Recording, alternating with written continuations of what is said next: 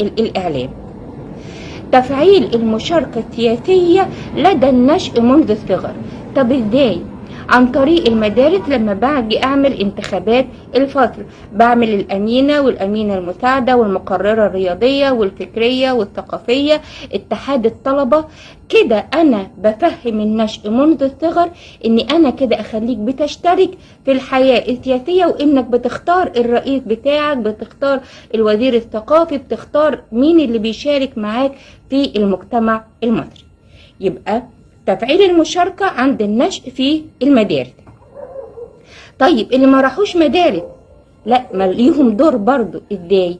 دمج برامج السياسة والتوعية والمشاركة السياسية مع برامج محو الأمية. يعني اللي ما راحوش مدارس ودخلوا محو الأمية، أنا بدمج برامج المشاركة السياسية في برامج محو